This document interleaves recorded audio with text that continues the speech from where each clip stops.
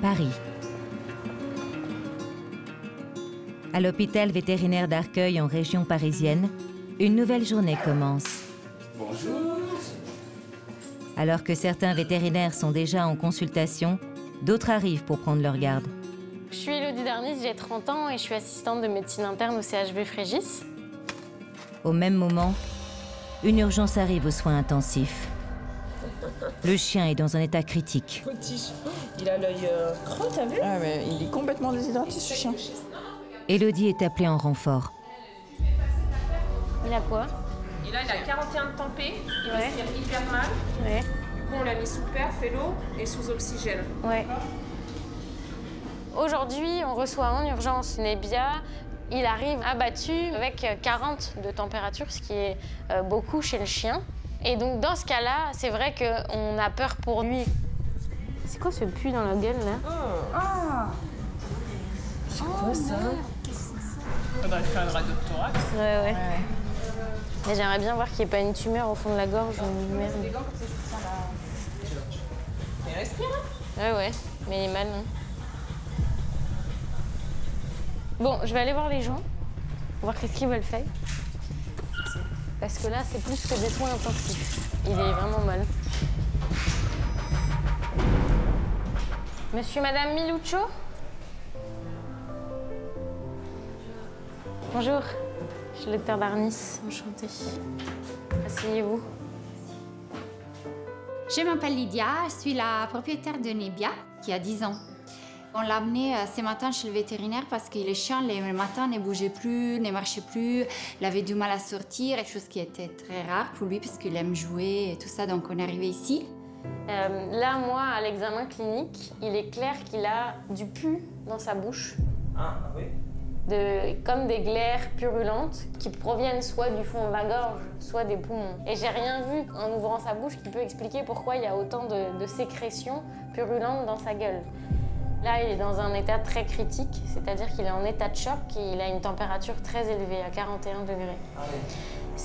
Est-ce qu'il n'y a pas quelque chose dans son thorax qui peut provoquer cette température et ce pus dans la gorge? Pour l'instant, je ne l'explique pas. Il faudrait l'évaluer, mais c'est sous anesthésie générale, avec une caméra. Pour l'instant, je ne peux pas faire ça, parce qu'il n'est pas anesthésiable, il est trop mal. Il sera hospitalisé du coup? Ah là, je le garde. Hein. Ah oui, j'ai pas le choix. Sous oxygène, sous perfusion, vraiment à haut débit pour essayer de le soulager le plus possible. Les propriétaires sont très stressés. Nebia va pas bien et ils n'avaient pas du tout prévu de nous le laisser. Et ils ont eu le bon geste que de l'amener immédiatement parce que c'est des cas où malheureusement ils peuvent vraiment ne pas s'en sortir. La situation est assez délicate. Vu son âge, c'est vrai que ça peut être un cancer. Hein. On va voir. On prend l'habitude avec le temps de savoir comment essayer de dire les choses et d'essayer vraiment de s'adapter par rapport aux propriétaires et à leurs sentiments. L'objectif, là, c'est qu'ils comprennent réellement ce qui se passe. Donc, si vous êtes d'accord, les soins sont lourds et le pronostic est plus qu'engagé et sérieux. Là. Pour le moment, il y a deux façons de voir les choses, mais soit on arrête parce qu'il n'est pas bien du tout, soit on se donne les moyens de continuer en essayant de comprendre ce qui se passe. Je ne vous dis pas que j'aurai une solution à tout ça et peut-être que je trouverai quelque chose de très grave où il faudra prendre une décision, mais on essaiera d'avancer et de comprendre pourquoi il n'est pas bien. Mais à votre avis, il peut y avoir quand même une vie douloureuse, difficile, donc un moment dans la souffrance, etc. Ou parce que si ça va pas et qu'on n'y arrive pas et qu'on s'en sort pas, je vous le dirai. Et dans ces cas-là, on arrête raisonnablement. Oui, non, en fait, c'est ça. Oui. C'est raisonnable. Oui, ça marche. On est dans le même état d'esprit. Donc je vous dirais que si ça va pas du tout et qu'il s'en sort pas, il faudra pas continuer. Je me sens triste, très triste en fait. Je ne m'entendais pas du tout de le devoir laisser ici. J'ai tout de suite pensé à mes enfants, comment ils pouvaient le dire, parce que c'est pas quelque chose de forcément soignable. Je n'ai pas beaucoup d'espoir. Mais déjà pour moi, un jour en plus, c'est un espoir en ce moment, donc c'est vraiment bien. Je vous relaisse patienter à l'avant et puis on se tient au courant avec tout ça. D'accord? On est toujours affecté par ces consultations. La propriétaire est très proche de Nebia. J'aimerais bien palper sa mâchoire quand même et sa gueule. Tiens ça. C'est vraiment des nouvelles très très dures. C'est surtout l'antibio qui va le faire descendre, je pense. Cool. Grâce à l'intervention des vétérinaires, l'état de Nebia s'est stabilisé, mais il reste préoccupant. Les propriétaires ont décidé de tout faire pour sauver leur chien. Nebia va passer des examens plus poussés qui permettront de déterminer précisément de quoi il souffre et s'il est possible de le soigner.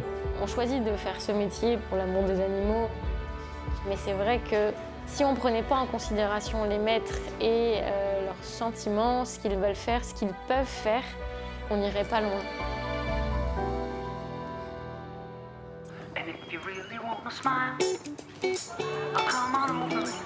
Beauval, dans le Loir-et-Cher. Le matin, au zooparc, les soigneurs font leur tournée.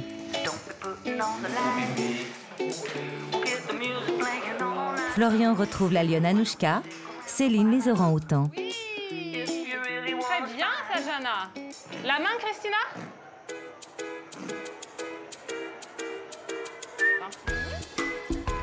C'est aussi le moment pour Baptiste, le vétérinaire, de faire sa visite quotidienne à la nurserie. Salut petit Arthur. Ça va? Ça va et toi? Ouais. Je m'appelle Baptiste, j'ai 37 ans et donc je suis vétérinaire au zooparc de Beauval. Donc là en fait on va à la nurserie. Donc la nurserie ici c'est essentiellement en fait pour des oiseaux de toute espèce qui sont nourris à la main, qui sont la plupart du temps très sociables, qui sont pas du tout effrayés par l'homme. Ce matin j'ai trouvé qu'il y en avait une qui avait la patte un peu abîmée au niveau de la bague.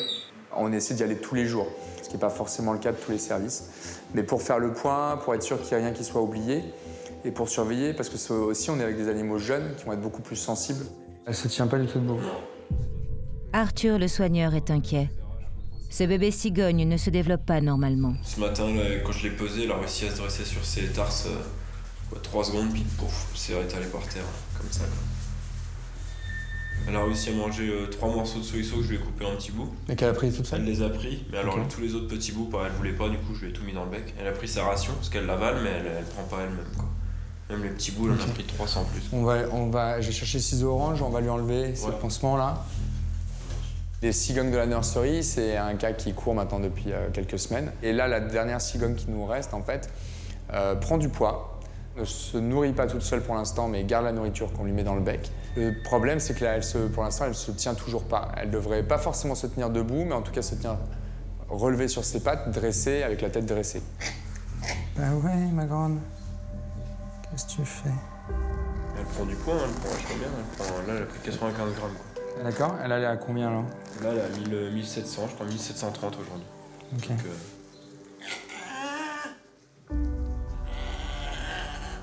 Donc, On va voir si elle les utilise un peu pour se... ouais, pour se dresser. Ouais, pour se dresser.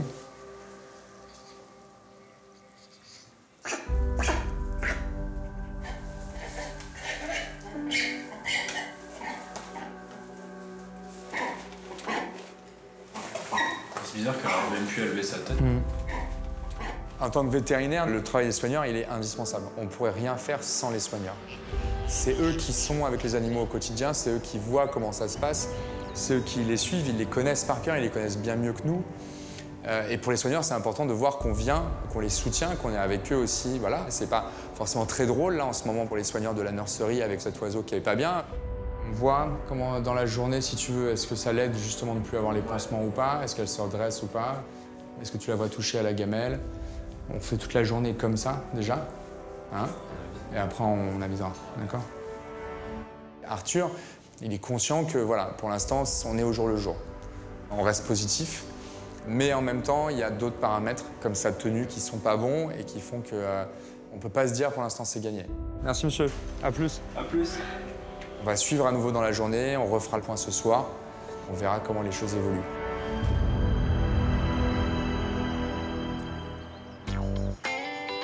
Lille. À l'hôpital vétérinaire. Oh, que t'es mignon! Au bloc, Priscilla et Marine tentent de rassurer un petit chien un peu désorienté après une anesthésie. Ça va, Choupette? Choupette! Je ne sais plus qui je suis. Quelques minutes plus tard, Bonjour. Rendez-vous pour Élisée. Les propriétaires arrivent à l'accueil avec leurs chiens. Ils ont rendez-vous avec Marion. Madame Barre? Bonjour, pour Alizé. Madame Barre, pour Alizé. Oui, bonjour. Docteur Chevaux. C'est pas grave. Venez avec moi. Ah ouais, on va pas vous voir. Allez, Alizé. Je m'appelle Marion, j'ai 27 ans et je suis vétérinaire au centre hospitalier depuis 3 ans. Je reçois Élisée pour son contrôle annuel et son vaccin. Bonjour. Bonjour. Bonjour. Bonjour. Oui, bah oui, ça va mieux. Ce que j'aime dans le métier vétérinaire, c'est la relation avec les animaux. Allez, hop. Dire vraiment quand c'est venu, c'est très difficile parce que c'était très jeune. J'ai toujours aimé les animaux, on a toujours plein à la maison, donc on aimait bien faire le docteur, mais on n'était pas très doués à l'époque. Je peux vous poser une petite Allez-y. question? Notre fils veut être vétérinaire. Oui. Donc on commence à se renseigner parce qu'il rentre en première. D'accord. Ce qui est important, c'est qu'à partir de maintenant, il y ait un super dossier. Il faut qu'il bosse maintenant, parce que la prépa, c'est avant les résultats du bac. Après la prépa, donc c'est le concours. La prépa, c'est le concours. Désolée, on vous pose pas de Ah non, questions, moi mais- j'aime bien parler. J'ai du temps, donc il n'y a pas de souci. Je suis vraiment à l'aise pendant cette consultation parce que j'aime bien aider les jeunes qui sont dans cette situation que j'ai vécue et surtout leurs parents, parce que j'ai vu aussi l'état des miens pendant cette période et je sais que c'est angoissant aussi pour eux. Si mon expérience personnelle peut les aider un petit peu, c'est sûr que c'est quelque chose qui me fait plaisir de le partager. Merci en tout cas. Bah de rien, n'hésitez pas, si vous revenez avec moi pour le vaccin, à ce moment-là de venir, pas de souci pour lui redire. Hein. Bonne fin de journée, monsieur Dame. Merci. Au revoir. Merci pour les explications. Je suis, je pense, le genre de vétérinaire qui manque pour l'instant parfois d'assurance. Je me sens pas forcément junior, mais toujours en permanence en apprentissage. Donc c'est vrai que c'est confortable d'être dans un centre hospitalier avec beaucoup de gens qui permettent d'avoir d'autres avis parce que j'ai toujours la crainte de faire un mauvais diagnostic et j'ai souvent besoin qu'on me dise oui c'est bon, t'es sur la bonne voie pour être bien dans mes baskets. Madame Rassel pour Jackson. Bonjour, venez avec moi s'il vous plaît. Mais pas les patates. Marion prend une nouvelle consultation. Un Jack Russell de 2 ans qui paraît mal en point. Allez-y, suivez-moi. Hop. Allez-y, je vous laisse vous asseoir. Donc, qu'est-ce que vous avez remarqué, vous, surtout? Dites-moi, c'était des vomissements, c'est ça? Là, depuis hier matin, c'est des vomissements peu importants. Donc, ça a commencé hier matin, après que je lui ai donné ça à Gamel. D'accord. Donc, il a vomi assez vite, hein, plusieurs fois, pas mal de vomissements. Puis tout au cours de la journée, quoi. Au final, du coup, hier, on a consulté le veto qu'on voyait d'habitude. D'accord.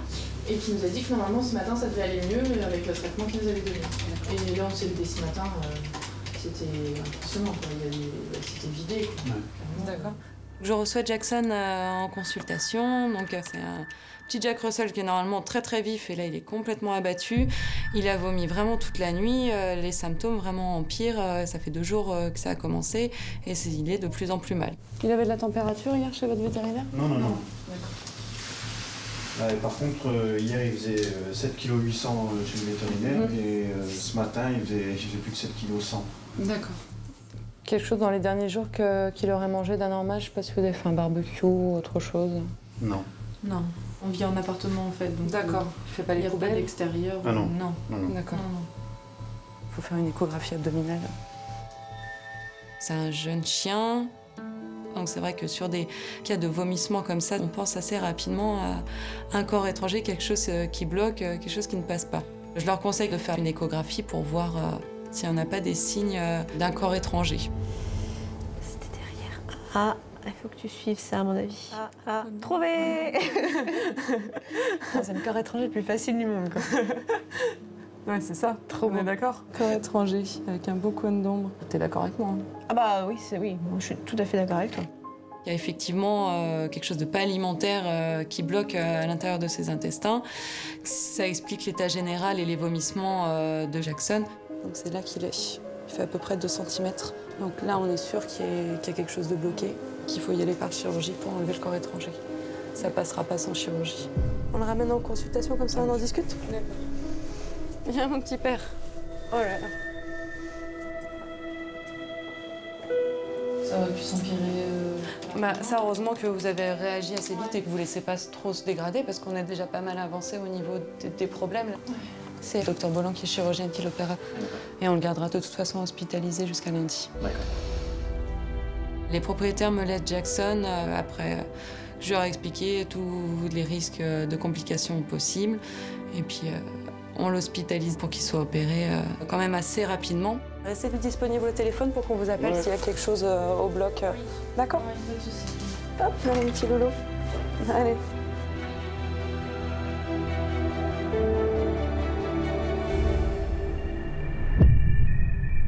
Retour à Beauval. Cet après-midi, Baptiste a été rappelé en urgence par les soigneurs de la nurserie. Il s'agit à nouveau du bébé cigogne. Son état s'est beaucoup dégradé. Bah, elle veut plus manger. On a essayé de mettre un ministre, ça. Le reste, elle le recrache. Elle l'a recraché. Et en termes de quantité, on en est où là? Là, tu vois la gamelle que je lui ai préparée comme on a dit ce matin, elle a pas pu taper dedans. Enfin, là, ça peut quantité complète. Pour la matinée ou pour la journée? Pour la matinée. Et elle se tient comment quand tu la poses? Comme ça. Elle veut pas se coucher, elle se lève, mais ça passe et puis on prend.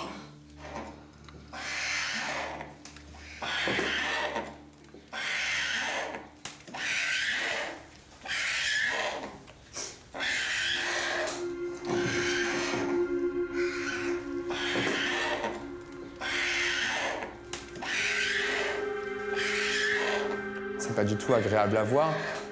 Cette petite cigogne qui est pas très active, qui est là, qui est couchée. Il y a une part d'affect. Les animaux, c'est nos colocataires. On les voit tous les jours, on en parle tous les jours avec les soigneurs. Certains, on les a suivis depuis la naissance. C'est possible de sa tête. Là, effectivement, il y a plein de paramètres qui peuvent expliquer son problème. Est-ce qu'il y a eu un souci à un moment donné sur la nourriture? Est-ce que c'est juste propre à cet animal? C'est aussi que dans la nature, cet animal, à la limite, serait peut-être déjà mort depuis longtemps. Je voulais voir avec vous ce que vous voulez faire. Moi, je pense pas que ça remonte le niveau un jour. Vu la façon dont ça évolue... Non, mais je... Après, j'ai envie de tenter, mais... Si eux pensent que c'est pas ça qu'on devrait faire, ils savent qu'ils peuvent venir nous voir pour le dire. Ça a toujours été la philosophie ici du service vétérinaire. Ça ne veut pas dire qu'on fera ce qu'ils veulent faire, parce qu'à la fin, la décision finale, ça reste quand même les vétérinaires qui la prennent. Mais ça veut dire quand même qu'on va les écouter, qu'on va réfléchir et envisager ce qu'ils vont nous dire. On finit la journée là, sur un nourrissage normal, d'accord? Et demain matin, on fait le point. Ce sera avec Alice. Si statu quo, on arrête demain matin. OK? Parce que ça ne sert à rien de la tenir comme ça éternellement. On a, je dirais, une chance en tant que vétérinaire, c'est de pouvoir euthanasier quand un animal souffre trop, quand un animal est en fin de vie. La priorité, c'est déjà de gérer l'animal. C'est de gérer les soigneurs qui, eux, vont être affectés, qui sont des professionnels, qui vont avoir aussi la tête froide, mais qui voient l'animal au quotidien. Eux, ils les connaissent par cœur, ces animaux-là. Mais nous, notre métier, ce qu'on nous demande et ce qu'on doit, parce que sinon on ne peut pas faire les choses bien, c'est sur le moment, il faut être un peu froid.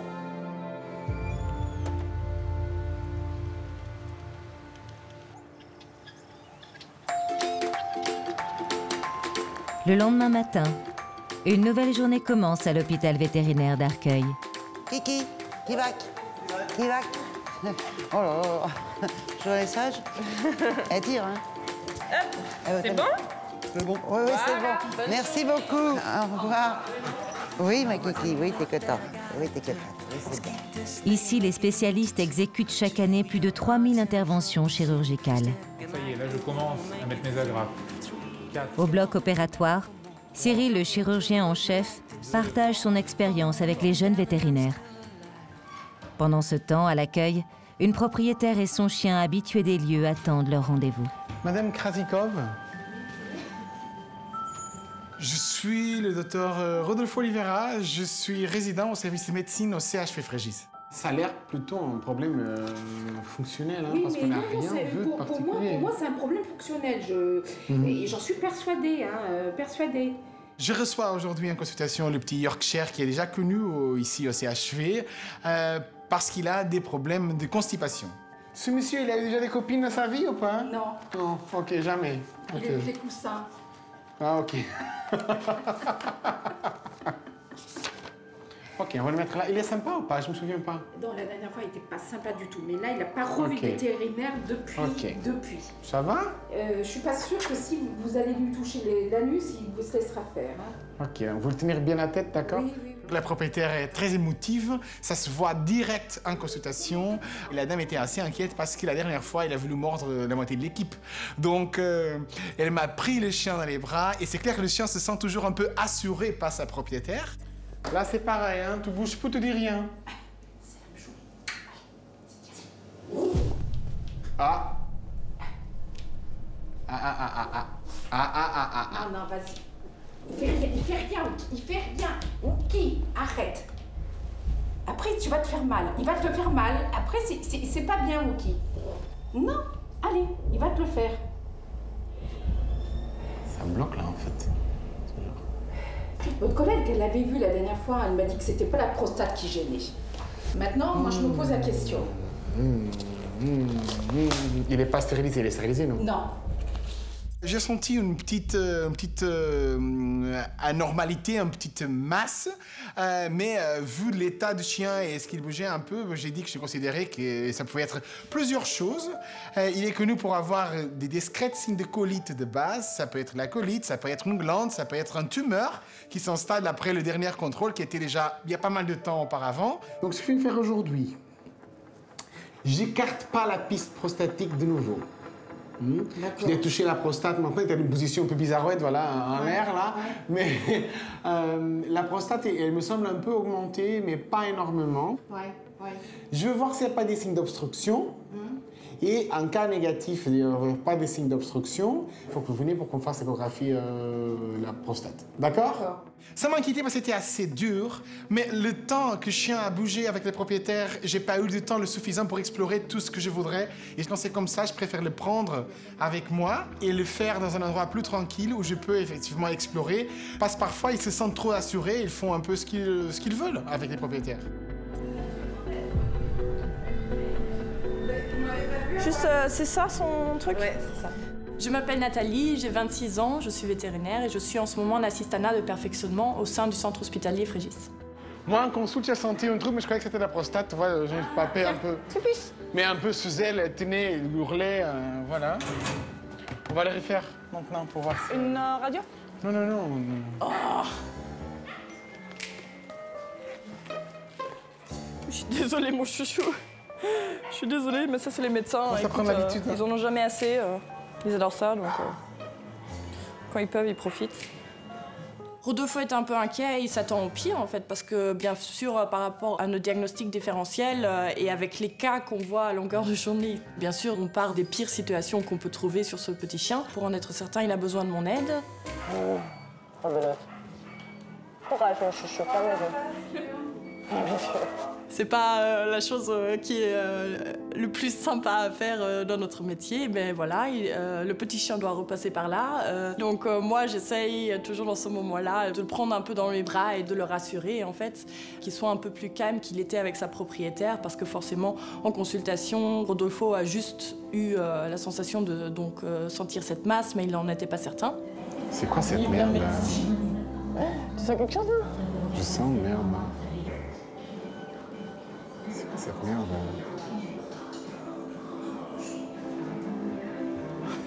Il y a un truc là. Il y a un truc, il y a un truc. Il y a un truc dans le cou.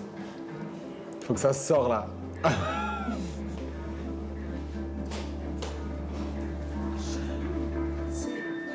Bah voilà, c'est tout. C'est tout. Moi, c'est celui-là, là. C'est pas très impressionnant ta masse.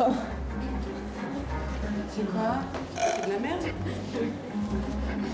Et ça, c'est typique Rodolfo, voilà, qui se spécialise quand même en médecine. Il a vu beaucoup de cas, il voit des masses tumorales à longueur de journée. Et donc là, il me sort la petite crotte.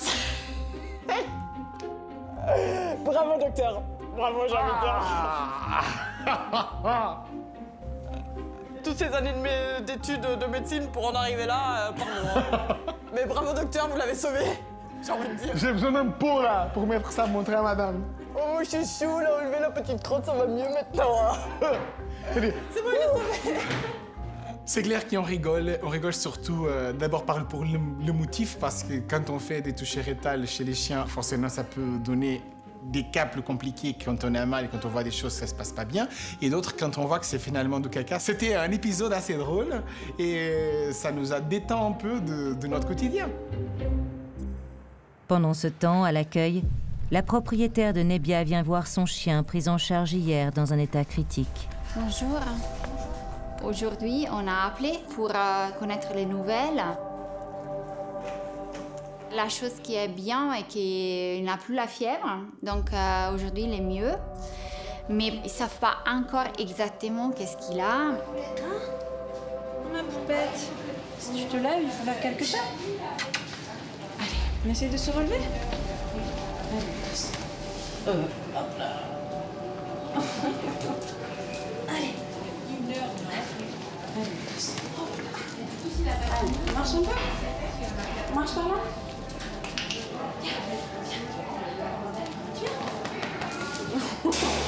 Non, pas envie, hein. Madame Meluccio? Oui, j'arrive. Bon, installez-vous. Alors, on a pu faire l'examen de scanner et aller aussi avec la caméra pour voir un peu la gorge et savoir pourquoi elle bave comme ça autant. L'examen scanner n'a pas montré de masse ou de choses inquiétantes, donc ça c'est plutôt positif. Par contre, on voit avec la caméra que toute sa langue, et y compris son oesophage, sont vraiment comme irritées, ulcérées. Comme si elle avait pu manger un produit caustique, ménager, qui l'aurait brûlé, mais ça pourrait être aussi une maladie du système immunitaire. Je suis inquiète parce que il est quand même pas bien. Là, la perfusion lui a fait du bien, mais il y a des moments où il est très fatigué. Il y a des moments où il se lève, il nous regarde, il essaye d'être avec nous. Il y a des moments où il bouge plus, il est complètement absent en fait. Et ça m'inquiète beaucoup. Dans un premier temps, on aimerait poursuivre l'hospitalisation. On va bien le garder sous perfusion. Commencer la cortisone, parce que c'est le traitement des maladies immunitaires. Si ça marche, on aura tout gagné. Et on pourra le prolonger. Si par contre ça marche pas, il faudra discuter de ce que l'on fait. Ok, c'est bien. Pour l'instant, il faut garder espoir et je pense qu'on n'a pas perdu encore les choses. Ok, d'accord. Merci beaucoup. Je vous en prie, vous vouliez le voir là ou pas? Si c'est possible, ouais, oui. Je pense qu'on peut vous l'amener. Ouais, juste, il serait plus content et puis au moins, vous allez pouvoir un peu le voir. Finalement, ils n'ont rien trouvé. Ils ne savent pas trop comment le soigner. On peut donner du cortison pour voilà, chercher de l'aider un peu, mais ils me disent que ça reste très grave, qu'ils ne m'assurent pas qu'il peut se soigner. Mais en tout cas, il est ici, donc c'est sous surveillance. Donc aujourd'hui, je vais le voir et je suis trop contente de pouvoir le voir parce que ça fait 2 jours que je ne le vois pas. Donc c'est très bien, je vais le voir. Ciao Nebia. Ciao. Ciao, Cuccio.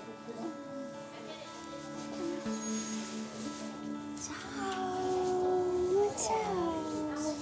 On vous laisse un petit peu avec lui? Oui, merci beaucoup. Ciao. Ciao. Aspetta che ti faccio una foto. Aspetta, Aspetta, amore. Ma sei bello, ma sei carino. Nebi. Nebbia, ciao. Sei cucciolo, sei un cucciolone. Ma sei bellissimo, Nebbia.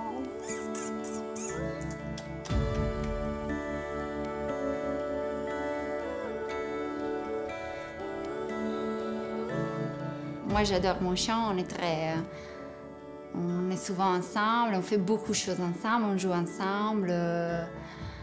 Mais du coup, je suis très affectionnée en fait. Donc, c'est quelqu'un qui est vraiment présent dans ma vie. Je fais câlin, je lui parle. Après, je suis sûre qu'il va être très content parce que chaque fois qu'il nous voit, il vient vers nous avec sa bouche. Donc, je lui dis, Nebia, dai, il faut que tu réagis. On t'attend à la maison, les enfants veulent jouer avec toi. Nebia, il comprend tout en fait. Il sait exactement ce que je veux dire. Donc, c'est super bien parce que Je n'ai pas beaucoup besoin de parler avec lui. Ça suffit quelques mots et il comprend et il comprend. Comment vous le trouvez, fatigué? Il ne marche pas du tout, c'est vrai. Il n'a pas marché là pour venir? Parce que moi, il s'est levé tout à l'heure dans sa cage pour aller faire pipi. En fait, non, j'ai essayé de le faire venir, mais il a plutôt cherché de venir à glisser, ouais.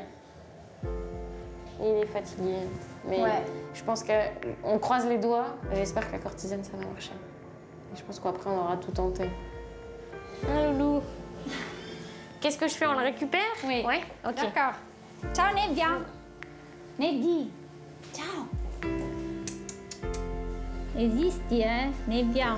Guardami. Resisti, Bon, merci beaucoup, madame. Je vous en prie. Ciao. Ah, tu vas peut-être suivre, là. Viens. Viens. Oh là là, t'arrives pas à te lever. Viens. C'est pas facile. Vieni, bravo. Bravo, Nebbia.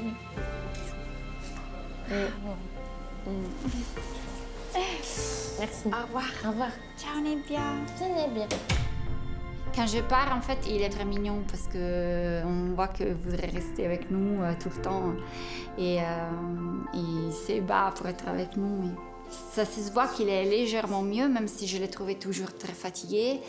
Mais il était très content de me voir, donc ça m'a fait plaisir. C'était un moment un peu privilégié entre nous.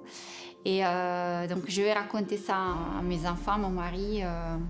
Ils étaient tous à m'appeler sur le téléphone pour avoir des nouvelles, donc c'est bien de pouvoir dire que ça va mieux. En fait, je voudrais l'amener chez moi, même si, mais je comprends qu'il faut qu'il reste ici.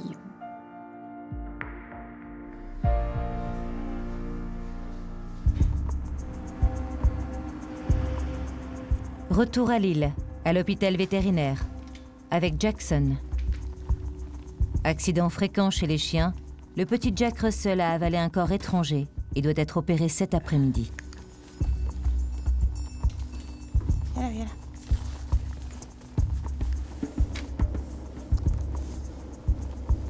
Voilà, couche-toi.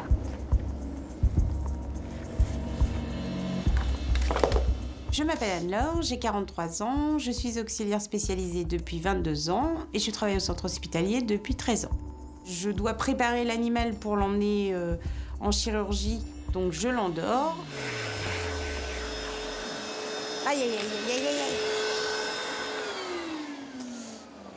Il est en train de se vider, le chien. Génial. Le fait que le chien soit endormi, son transit, le chien s'est relâché et du coup le côlon s'est vidangé. Beaucoup. Pourquoi j'ai fait ce métier? Franchement, ça pue, putain. Il a une grosse diarrhée hémorragique, n'est-ce pas? En plus? Bah oui, mais c'est tout moche à l'intérieur. Il n'est pas en forme, mais bon, faut lui enlever son truc. C'est sûr. Je viendrai vous voir pour savoir ce qu'il y a dedans. Une crotte? Non, c'est pas une crotte, Anne-Laure. Je suis sûre qu'il y a un truc.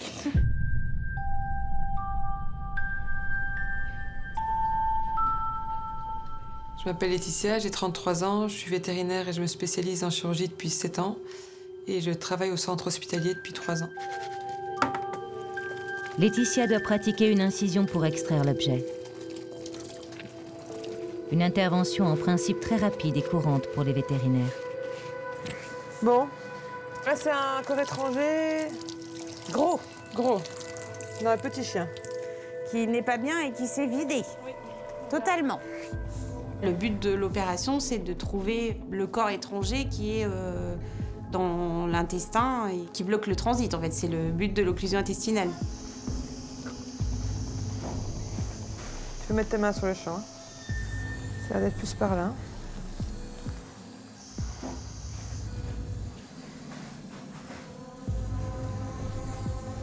Alors, j'ai une petite question. Il a fait un petit caca avant? Il a fait une grosse diarrhée. Grosse diarrhée hémorragique. Il y avait quelque chose dedans ou pas? Non. Plein de muqueuses, des morceaux de muqueuses, mais c'est juste des petits morceaux. Vous êtes sûr? Ouais. Ce qui est vraiment surprenant, c'est qu'il y a des énormes ganglions, donc je pense qu'il y a dû y avoir quelque chose, hein, clairement. Je ne vais pas dire le contraire. Bah, franchement, on a tout gardé avec Clémentine, mais non, c'était que liquide et pas de corps étranger, hein, on l'aurait vu. Le chirurgien voit qu'il y a une grosse péritonite, mais on ne voit pas le corps étranger qu'il voyait à la radio. On est tous très surpris, donc on ne comprend pas. Je pense que Marion va pleurer. Oui, je pense aussi, parce qu'elle était sûre. Je vais l'appeler. Vous pourrez venir au bloc dès que vous avez une minute? Il n'y a rien. Je sais pas, mais il n'y a rien, donc... Ok. Elle pleurait, là, ou pas? Pas encore. Elle m'a dit, comment ça, c'est quoi ce truc? Là, je suis un petit peu sous le choc parce que pour moi, c'est complètement improbable. On aurait donné ma main à couper qu'il y avait quelque chose aux examens. Donc, je dis, c'est pas possible, j'ai pas pu faire une erreur aussi importante et j'espère que j'ai pas envoyé un chien au bloc pour rien. C'est une blague. Elle trouve pas. C'était juste au-dessus de la WC. C'est pour ça que je vous appelle, parce que là... Je suis désolée, Letty, mais... Elle dit qu'il y a dû y avoir quelque chose, hein, parce que... Ouais. Mais on l'a trouve pas. poussé, là. Il n'y a rien qui est sorti. Mais si, il arrête pas de faire de la diarrhée, mais il n'y avait rien. Il n'y avait que de la muqueuse. On se sent un petit peu seul à ce moment-là, avec notre certitude. Et il y a un moment où on ne sait pas forcément où se mettre. Et puis bon, il faut reprendre un petit peu d'assurance pour dire, mais si, j'ai vu quelque chose, il faut trouver quelque chose. C'est juste devant la vessie, mais il n'y a rien, non? Non, j'ai palpé tout son intestin, il n'y a rien, il y a des énormes ganglions. Mais c'est pas possible. C'était quoi alors à la radio? Essaye un peu de lui faire toucher rectal. Ouais. Là. Oui.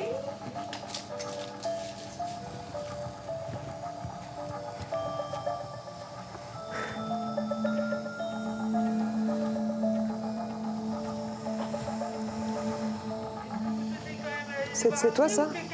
10 pouces. C'est toi, ça? Il y a des trucs, non? T'as quelque chose ou pas? Ah bah oui, mais avec sa diarrhée, je pense qu'il vient de le sortir. Poussé, quoi. Ouais. C'est pas grave, hein? Tant mieux, on n'a pas ouvert les intestins. Mais il y avait un truc. Il y avait un truc. C'était dans le côlon, je l'avais dit. Le corps étranger, en fait, il était juste avant le côlon. Et du coup, le temps de l'amener au bloc avec la diarrhée et tout ça, il a transité finalement. Ah oui, quand même. C'est jamais arrivé que le corps étranger soit expulsé naturellement au moment de l'anesthésie et progresse aussi vite. Ça arrive jamais, en fait. Ça avait transité. Bon, merci Letty, mais heureusement que tu m'as trouvé un truc là, parce que sinon j'allais arrêter le métier de vétérinaire là. C'est vrai que c'est un petit peu atypique de se retrouver à cet endroit-là. Au fond de moi, c'est une petite victoire, c'est un gros soulagement. Finalement, c'est moi qui avais raison. Allô, Madame Rassel, c'est le docteur Chéroux. Ouais, je vous appelle, l'intervention s'est bien passée. Donc on n'a pas eu besoin de lui ouvrir les intestins. Et donc le corps étranger est enlevé. C'est un petit morceau de caoutchouc bleu. Je ne sais pas si vous avez identifié quelque chose qui pourrait ressembler. Un de ces jeux, de toute façon, on vous montrera quand vous venez le chercher. Vous appelez lundi à partir de 9h pour voir quel est son état général et voir s'il peut rentrer à la maison. D'accord?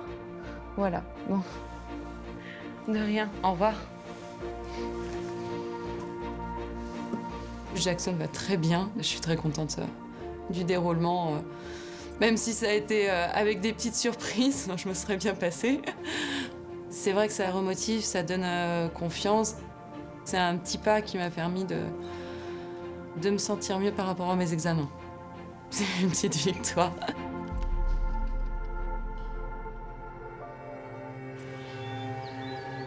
À la nurserie de Beauval, les nouvelles ne sont pas bonnes. Le bébé cigogne ne va pas mieux.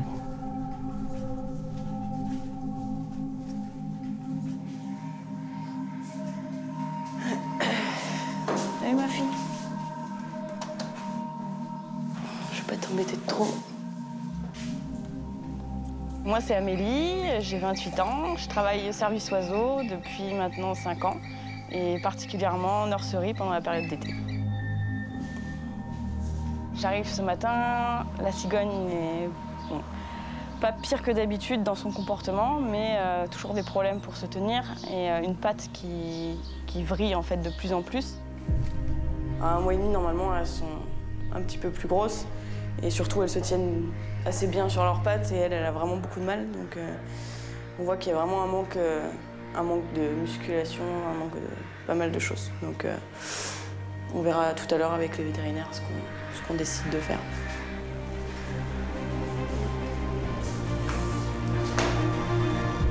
Là, son cas, ça se noircit. Enfin, de plus en plus, ça devenait un petit peu compliqué. Et, en ayant parlé avec aussi mes collègues, on était tous d'accord sur le fait que voilà, si ce matin, il n'y avait pas d'amélioration et si on la trouvait toujours dans un état un petit peu comme ça, que voilà, on en parlera avec les vétos, mais on préférait la voir arrêter de souffrir plutôt que de s'acharner à quelque chose qu'on n'aurait sûrement jamais, en fait.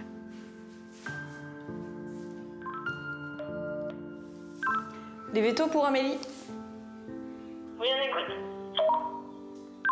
Salut, est-ce que par hasard tu pourrais passer dans la matinée, début de matinée, pour qu'on fasse le point pour la cigogne, s'il te plaît? Oui, c'est prévu. Comment ça va aujourd'hui? Bah, pas top. Au niveau de la nourriture, là, il y a pas mal de restes dans sa gamelle. Hier, il a réussi à lui donner quand même un petit peu, mais c'est pas à hauteur de ce qu'on lui donnait il y a quelques jours. Ça se tient toujours pas sur ses pattes et sa patte droite, c'est de pire en pire. Du coup, là, ce matin, moi, je la laisse tranquille et je la force pas à manger ni rien. Je t'attends pour qu'on voit ça ensemble tout à l'heure. Ok, pas de soucis.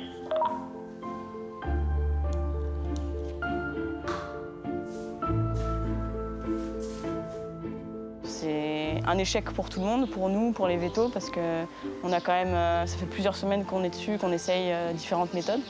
Ça arrive, malheureusement. Du coup, à la nurserie, on travaille avec énormément de petits, tout petits, qui sont fragiles. Voilà, c'est assez compliqué à gérer. On est préparé à ce genre de choses. C'est jamais agréable, mais du coup, il faut prendre la décision de dire stop, on arrête. Et même si ça nous fait pas plaisir, c'est mieux pour elle, quoi. Donc ça a été le cas pour ce matin, malheureusement.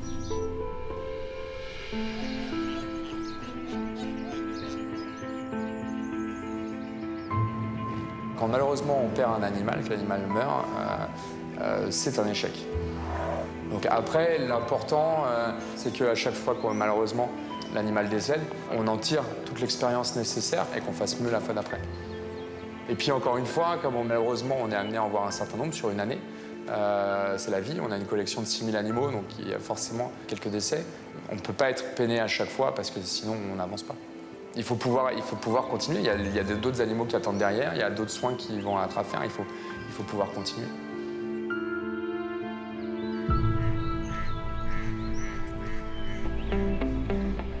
À l'autre extrémité du zooparc, 2 nouveaux spécimens viennent d'arriver dans le secteur de Jonathan.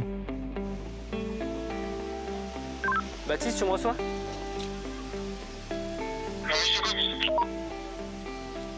Ouais, c'est Joe, c'est pour tenir au courant pour les petits cerfs cochons. Bah écoute, les deux sont dans le pré-parc avec la maman, ils sont en train de se déplacer et ils ont l'air d'aller bien, donc c'est plutôt cool. Super Joe, c'est cool ça. L'heureux événement qu'on a eu aujourd'hui, c'est une naissance de 2 petits cerfs cochons. C'est la première fois qu'à Beauval, on a une naissance de cerfs cochons. Alors c'est des cervidés qui normalement en font que 1. Donc là c'est encore plus un coup de chance d'avoir des jumeaux. Maintenant on espère que la maman arrivera à bien s'occuper des 2. C'est sa première portée, donc on espère que tout ira bien. On est un peu les papas, on est un peu, ouais, on a surveillé la gestation tout le long, c'est quand même, elle a une gestation de 8 mois, donc on l'a vu grossir au fur et à mesure, on l'a attendu, là ça fait quelques semaines qu'on attendait que ça arrive.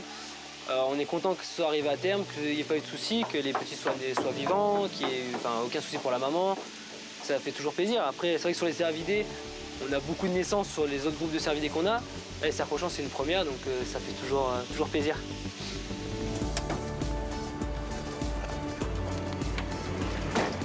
Ça fait très plaisir, les arrivées, les naissances. Ça fait partie des choses agréables.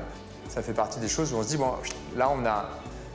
Un de nos rôles, c'est ça. Un de nos rôles, c'est que ces espèces, elles se reproduisent bien, à un rythme assez régulier. Donc à chaque fois qu'on a une naissance, c'est satisfaisant. Satisfaisant pour nous en tant que vétérinaire, effectivement, de voir ces bébés-là. Satisfaisant aussi parce qu'on sait que c'est un moment important pour les soigneurs. Salut, mam. Donc celui-là, il est tout le temps avec. Elle passe vraiment beaucoup de temps avec et il bougeait, il était super actif tout à l'heure, il a en train de marcher et tout. Et le deuxième, il est dans le box. Elle, c'est sa première portée. Ouais. Donc et on va laisser, de toute façon, on n'élèvera pas de petit à la main. D'accord. Donc. C'est que je pense pas qu'elle arrivera à élever les 2. Enfin, parce que chez les cervidés, ça arrive qu'ils gardent les 2. Faut voir, ouais. Faut voir. On va suivre, tu vois, comment ça se passe dans les jours qui viennent. Quand on a des naissances comme ça, on essaie de limiter au maximum en fait, les interventions. Encore plus quand c'est une femelle qui n'a jamais eu de bébé avant, parce que toute intervention risque en fait de couper la femelle du lien qu'elle a avec son petit. Il y a un lien très important entre la maman et le petit qui vont se créer les premières heures. Donc on fait extrêmement attention à, sauf si vraiment c'est absolument nécessaire, ne pas intervenir sur les petits les premiers jours.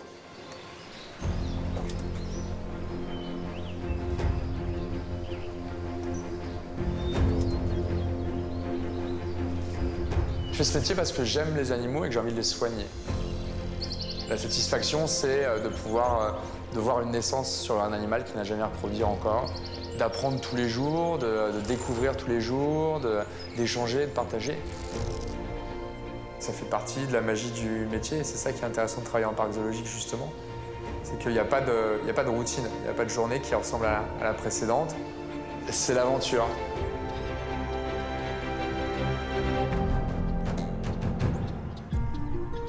Ce matin, en région parisienne, il y a aussi une heureuse surprise à l'hôpital vétérinaire. Et ben alors? Et ben alors? Et ben alors? Nebia sort aujourd'hui d'hospitalisation parce qu'il remarche.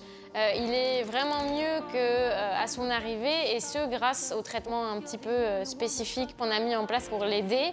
Et en 2 jours, il s'est remis à marcher et à être vraiment comme un miraculé, en fait. Élodie va annoncer la nouvelle aux propriétaires venus la voir en famille. Monsieur, madame Milouchou? Bonjour. Il y a tout le monde qui vient. Ça va bien? Bonjour, oui, ça va. Bonjour. Bonjour. Bonjour. Bon, asseyez-vous. Je sais pas si vous pouvez tous vous asseoir, mais juste pour qu'on puisse faire le point ensemble sur où on en est là maintenant. Il marche. Il est mieux. Il n'y a plus de température. Donc ça, c'est plutôt positif. Il mange bien. Je trouve qu'il bave moins et son ionogramme, donc les ions dans son sang, sont devenus normaux depuis la perfusion. Donc j'aurais tendance à vous dire qu'il faut essayer de le sortir là et de voir comment ça se passe à la maison. Ok, d'accord. Sei contenta che lo portiamo a casa? Sì, C'est vraiment une joie pour nous que de savoir que ça va mieux et puis de pouvoir rendre un chien, pas en pleine forme, mais quand même bien mieux qu'à son arrivée à ses propriétaires. Allez Louloute, tu viens avec moi? Allez viens, allez Nebia, ouais c'est bien. Bon, t'es vraiment mieux, hein? On va voir tes propriétaires. Regarde. Ciao Nebia. On peut rentrer carrément si vous voulez. Merci. Il est encore fatigué, hein, c'est normal. Viens. Mais il se lève, il marche et... Allez, viens mon chou.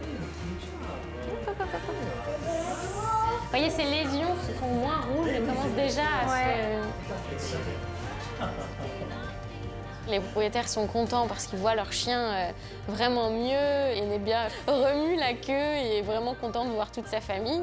Donc c'est vrai que de voir les propriétaires heureux et contents, ça nous touche beaucoup aussi. Bah, on y va? Allez, tu vas à la maison? Ah ouais, il arrive mieux. Ouais. Merci beaucoup. Bah, je vous en prie. Et puis, au revoir. Au revoir les enfants. Au revoir. Au revoir. Au revoir.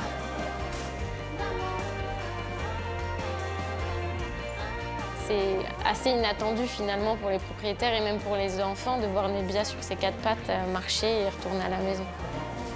On est plutôt encouragé par rapport à la suite des choses. Il devrait pouvoir encore vivre quelques années comme ça. En tout cas, c'est ce qu'on espère.